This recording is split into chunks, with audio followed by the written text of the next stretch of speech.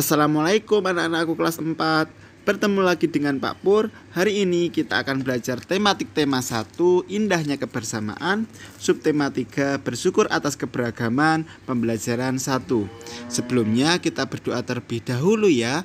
Berdoa mulai. Selesai. Nah anak-anakku, Indonesia memiliki keberagaman adat istiadat, makanan, permainan tradisional, lagu, tarian, serta lainnya.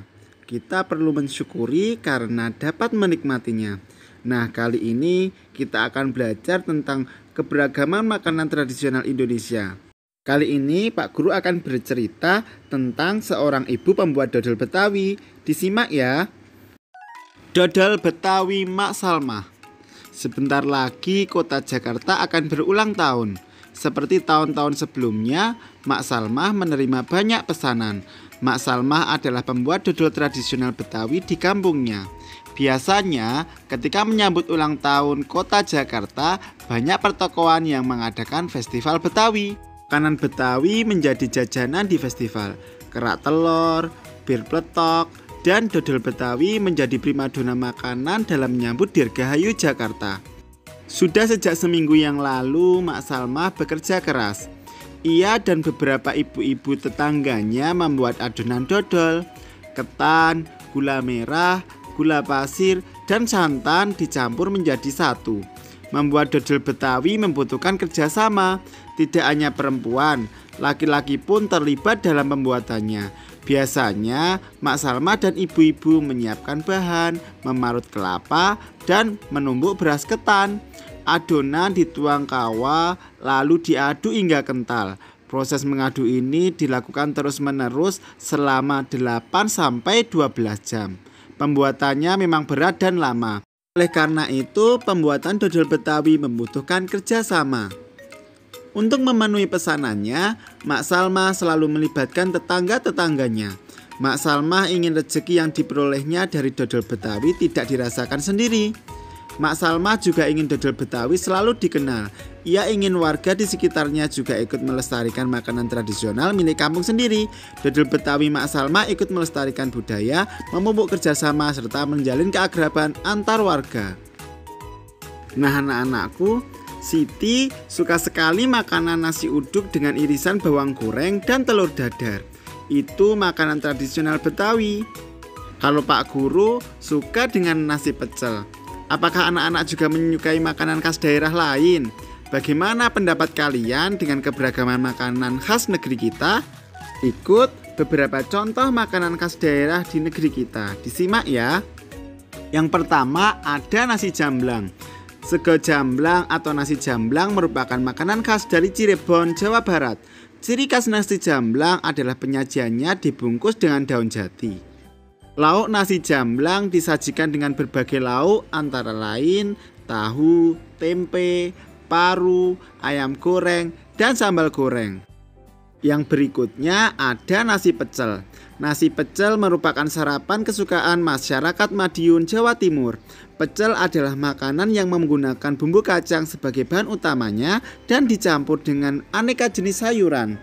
Aneka sayuran yang digunakan seperti kacang panjang, tauge, dan kangkung direbus terlebih dahulu sebelum disajikan.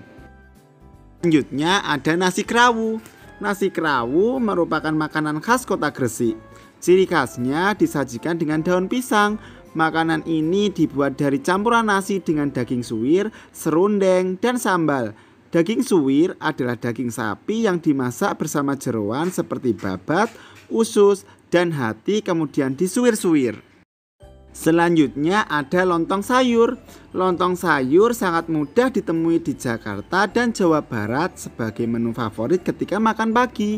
Cara penyajiannya, lontong yang sudah diiris dan telur rebus disiram dengan sayur berkuah santan dan diberi kerupuk.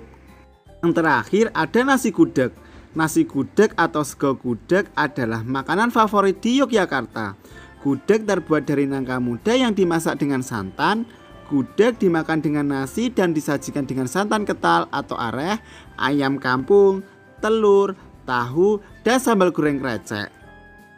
Melihat berbagai makanan jadi lapar ya. Nah anak-anakku, Di beberapa daerah, makanan tradisional ditawarkan penjual dengan berkeliling kampung. Terkadang mereka berteriak atau membunyikan alat menawarkan makanan tersebut. Suaranya nyaring terdengar. Anakku, ingatkah kalian bahwa bunyi memerlukan penghantar untuk bisa terdengar?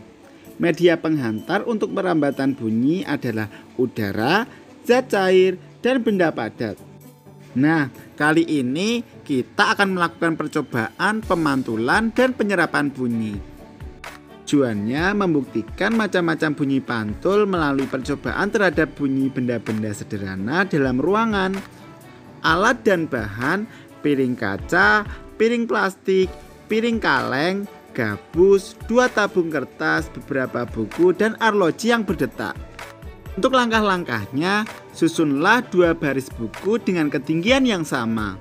Letakkan tabung-tabung di atas buku dengan hati-hati. Pegang arloji di telingamu. Dengar baik-baik untuk meyakinkan bahwa kamu mendengar bunyi detak arloji.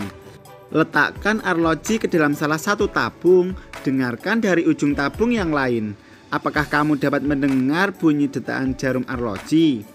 Minta temanmu untuk memegang piring atau benda lain di ujung tabung yang lain. Apakah sekarang kamu dapat mendengar bunyi detak jarum?